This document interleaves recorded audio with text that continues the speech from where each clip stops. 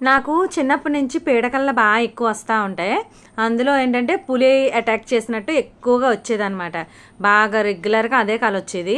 నేను ఎప్పుడు ఉలిక్కుపడి లేచి ఏడ్చేసేదాన్ని. అప్పుడు మా అమ్మ అనేది ఓం నమ శివాయ అనుకో అనేది. అదేంటి, ఎవరైనా భయం వేస్తే ఆంజనేయ స్వామి దండకం చదువుకోవాలి లేదా ఆంజనేయ స్వామిని తలుచుకోవాలి, కానీ మా అమ్మ ఏంటి ఎప్పుడు శివుడు శివుడు అంటాదే అనుకునేదాన్ని.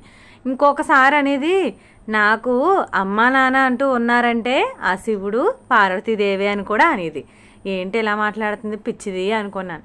కానీ ఓ స్టేజ్ వచ్చిన తర్వాత నేను ఎవరిని నమ్మలేక ఏ దిక్కు లేనోడికి దేవుడే దిక్కు అన్నట్టుగా నేను అమ్మా నాన్న అనుకునే అంత పిచ్చిదాన్ని అయిపోయాను అనమాట.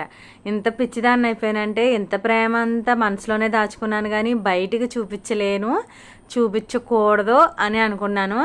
కానీ లక్కీ పెద్ద అయ్యి కొలిది నాకైతే ఒక తల్లిగా ఎన్ని భయాలు ఉంటాయో అన్ని భయాలు మొదలైపోయినాయి అనమాట. వాడికి 5వ సంవత్సరం వచ్చిన దగ్గర నుంచి అసలు వాడు ఎలాగుంటాడో ఏంటి, అసలు నా తర్వాత లక్కీని ఎవరు చూసుకుంటారో అని అదో రకమైన బెంగ భయం ఇవన్నీ వచ్చేసినాయి. ఇవన్నీ నా కొడుక్కి ఎలాంటి కష్టం వచ్చినా అవన్నీ దాటుకోవాలంటే నేనంటూ వాడికి ఒక కంచిలా నేను ఎప్పుడు ఉండలేను కదా. అయితే చిన్నప్పుడు నేను ఎక్కువగా ఒక మాట వినేదాన్ని, ఈశ్వరుణ్ణి ఎక్కువ ఎన్నిసార్లు స్మరిస్తామో అన్నిసార్లు మన తలరాత మారుతుందని. నేను ఎప్పటికీ అదే నమ్ముతాను.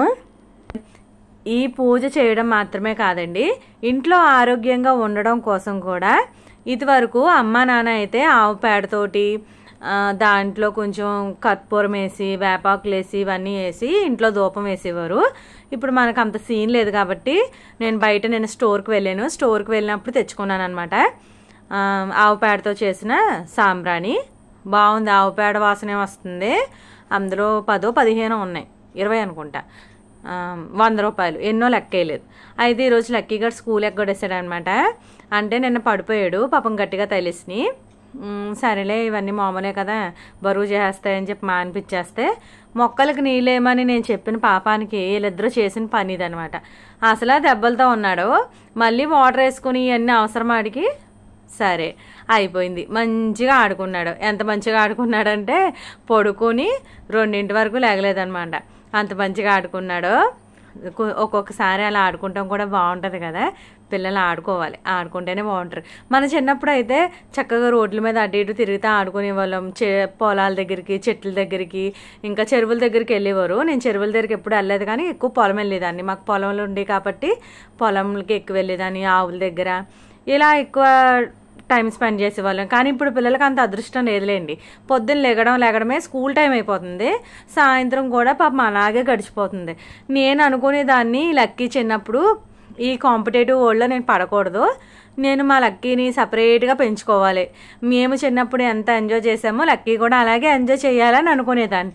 కానీ నాకు తెలియకుండా నేను కూడా ఈ మాయలో పడిపోయాను. లక్కీని స్కూల్లో జాయిన్ చేసాను, పొద్దున్నే పంపేస్తున్నాను, నైట్ పడుకోబెట్టేస్తున్నాను. పాపం వాడికి వేరే ప్రపంచం అంటే ఏమీ తెలియట్లేదు.